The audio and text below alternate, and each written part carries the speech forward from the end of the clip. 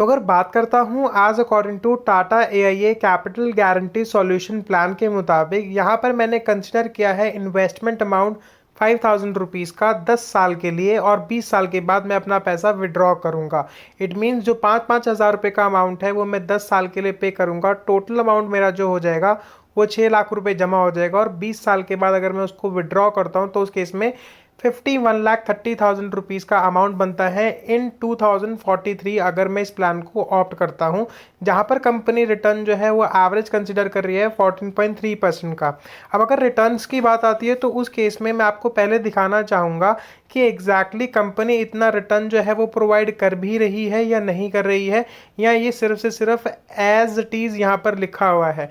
अब अगर हम बात करते हैं फंड परफॉर्मेंस के मुताबिक, यहाँ पर मैं कंसिडर करूँगा फंड्स वर्सेस बेंचमार्क कि कंपनी के फंड्स ने बेंचमार्क के अकॉर्डिंग क्या रिटर्न्स जो हैं वो दिए हैं। अब अगर आप यहाँ पर देख सकते हो तो उस केस में कंपनी ने 3 साल के मुताबिक whole life mid cap equity fund में 33.45% का रिटर्न दिया है, जहां पर उस कंपनी का बेंचमार्क जो था वो 27.5% का था।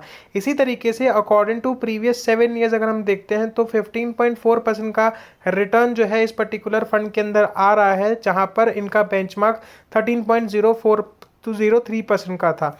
अब इसी के साथ साथ आपको दिखाना चाहूँगा 2 और न्यू फंड भी जो है वो कंपनी इस पर्टिकुलर प्लान के अंदर आपको दे रही है। पहला रहेगा सस्टेनेबल इक्विटी फंड, सेकंड रहेगा डायनामिक एडवांटेज फंड। अब यहाँ पर अगर हम बात करते हैं अकॉर्डिंग टू दी एनएवी तो 10 रुपीज़ का एक यूनिट मिलेगा आपको इस पर्टिकुलर फंड का। अगर आप इन्वेस्ट करना चाह रहे हो तो इस पर्टिकुलर फंड्स में भी इन्वेस्ट कर सकते हो। अब अगर हम बात करते हैं टॉप नॉच फंड्स के बारे में तो टाटा एआई की तरफ से आता है टॉप 200 फंड, जहां पर company according to previous 3 years जो रिटर्न आपको दिया है वो 34.6% का दिया है, जो उनका बेंचमार्क था वो 24.41% का था। इसी तरीके से अगर आप 7 साल के मुताबिक देखते हो तो 18.2% का आपको रिटर्न जो है वो कंस्टेंटली कंपनी प्रोवाइड कर रही है, जहां पर उनका जो बेंचमार्क है वो 12.46 का है। इसी तरीके से अगर मैं बात करता हूं आज according to super select equity fund तो 13.7% का अकॉर्डिंग टू प्रीवियस 7 ईयर्स जो रिटर्न है वो आपको कॉन्स्टेंटली मिल रहा है, जहां पर उनका बेंचमार्क 12.42 का था, और उसी के साथ साथ 3 ईयर्स के अकॉर्डिंग 23.1% का उन्होंने रिटर्न दिया है, जहां पर उनका बेंचमार्क 22.8% का जो है। इसी के साथ साथ अगर आप देखो तो large cap equity fund, whole life aggressive growth fund, और उसी के साथ साथ टॉप 50 फंड के अंदर भी अगर आप इन्वेस्टमेंट कर रहे हो तो उस केस में टाटा एआईए जैसी कंपनी आपको आपके बेंचमार्क जो उन्होंने रखे हुए हैं उससे अबव ही रिटर्न जो है वो प्रोवाइड कर रही है। अब मैं आपको एक सिंपल सा कैलकुलेशन देना चाहूँगा कि अगर हम कैलकुलेशन कर कंपाउंडिंग कैलकुलेटर यहाँ पर मैंने ओपन किया, ओपन करने के बाद मैं यहाँ पर सिर्फ से सिर्फ जो डिटेल्स है वो मेंशन करता हूँ।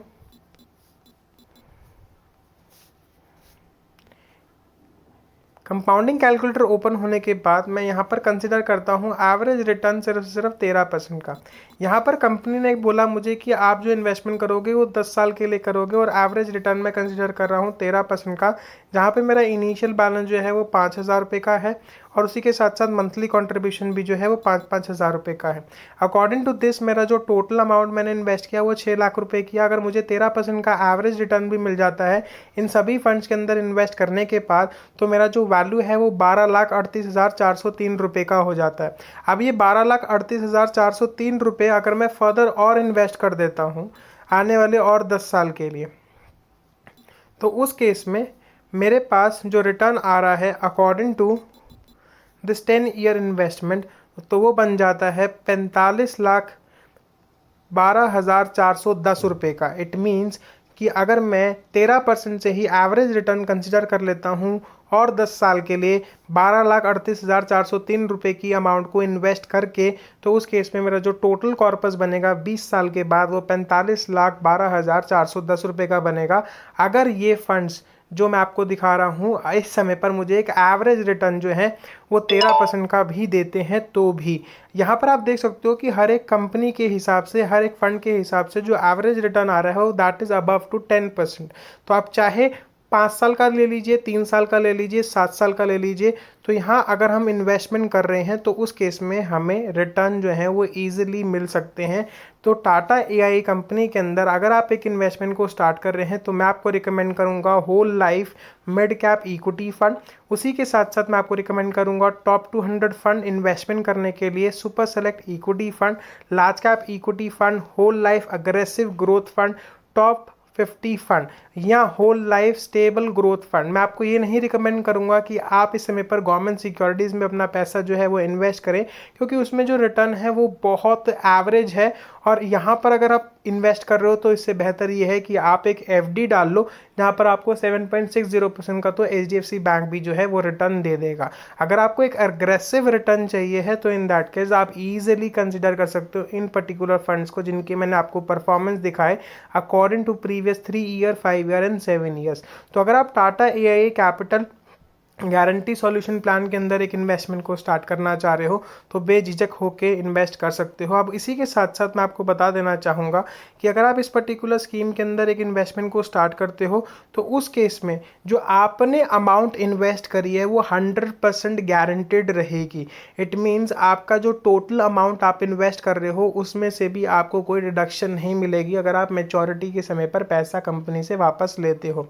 सेकेंड चीज़ क्या है कि आपके पास एक और ऑप्शन रहेगा कि आपका जो कमीशन अमाउंट है वो बिल्कुल ज़ीरो रहेगा, चाहे आप डायरेक्टली टाटा एआई से लो, चाहे पॉलिसी बाजार से लो, चाहे किसी बैंक के थ्रू भी लो। तो उस केस में आपको बैंक के अगर आप थ्रू ले रहे हो तो नेट बैंकिंग ओपन करनी पड़ेगी और वहाँ से आपका जो है वो प्लान स्टार्ट हो जाएगा। उसी के साथ साथ 7,24,000 रुपये का आपके पास गारंटेड लाइफ कवर रहेगा पूरे थ्रू आउट पॉलिसी ड्यूरेशन के इन बिटवीन, की इन केस अनफॉर्चुनेटली किसी भी कारणवश अगर पॉलिसी होल्डर की डेथ हो जाती है तो उस केस में उनके नॉमिनी को 7,24,000 रुपये का गारंटेड लाइफ कवर जो है वो दे दिया जाएगा। पार्शियल विड्रॉवल का मतलब ये है कि आफ्टर 5 ईयर्स अगर आपको पैसे की ज़रूरत पड़ती है तो उस केस में आप इस पर्टिकुलर प्लान में से जितना अमाउंट आपने इन्वेस्ट किया है पार्शली विड्रॉ कर सकते हो। एक परसेंटेज अमाउंट 30% या 20% या 25% अकॉर्डिंग टू दी कंपनी, तो वो अमाउंट जो है वो आप ले सकते हो यहाँ से। उसी के साथ साथ कंपनी आपको 2 ऑप्शन दे रही है, self manage and systematic transfer. Self manage का मतलब ये होता है कि मैं अपने अकॉर्डिंग देखूंगा, मेरे रिस्क एपेटाइट के मुताबिक मैं ज़्यादा पैसा इन्वेस्ट करना चाहूँगा इक्विटी में तो वो ऑप्शन भी अवेलेबल है। मैं ये भी चाहूँगा कि 50% इक्विटी रहे और 50% गवर्नमेंट सिक्योरिटीज़ रहे तो वो ऑप्शन भी अवेलेबल है।